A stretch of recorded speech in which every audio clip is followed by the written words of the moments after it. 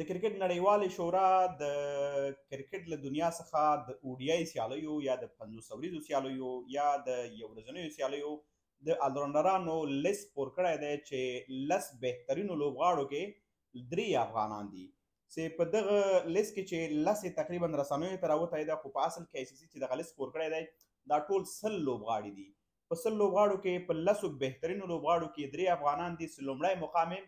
افغان عظمت الله عمرزي سره دی چې 296 نمرې ترلاسه کولو سره لومړی مقام لري. په دوهم نمبر کې بیا محمد نبی ساحل ده چې ډیر وخت دا د دنیا اول نمبر الراونډر و، ډیر وخت دغه پوزیشن له ده سره و، د 292 نمرو ترلاسه کولو باندې د دویم مقام کې ده. افغان لوبغاړی راشد خان ارمان چې د کرکټ د دنیا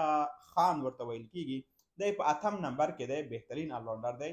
په دغه لیست کې شاوخوا لسم نمبر کې چې دا د هندوستان جدیجا دی، خو د پاکستان لومړنی لوبغاړی چې دا په جګه نمره باندې دا 22 نمبر دی، هغه نو سلمان آغا دی چې بهترین الراونډر دی. یعنی په 10 بهترینو کې، په 15 بهترینو کې، هلته په 20 بهترینو کې پاکستان کوم لوبغاړی نشته، مګر په 22 نمبر باندې سلمان آغا د دوی یو لوبغاړی سو، بل لوبغاړی په 9 نمبر ده. په ټوله کې د 100 کسانو لیست خپور شوی دی، په رسنیو د 10 نفرو هغه لیست راخیستی دی چې فیسبوک کې او ټولنیزې میډیا باندې هم خپور شوی دی. دې نه علاوه ځینو لوبغاړو په دې باندې لیکل هم کړي دي چې شین واټسن لیکلي دي چې ما وی فکر کوه چې په دنیا کې به له ما وروسته بل ښه الراونډر رانیسي، فکر یې کوه چې یوازې به او که بل څوک راځي هغه به د استرالیا نه وي. خو افغانانو وښودله او عظمت ته دا وړتیا شته ده چې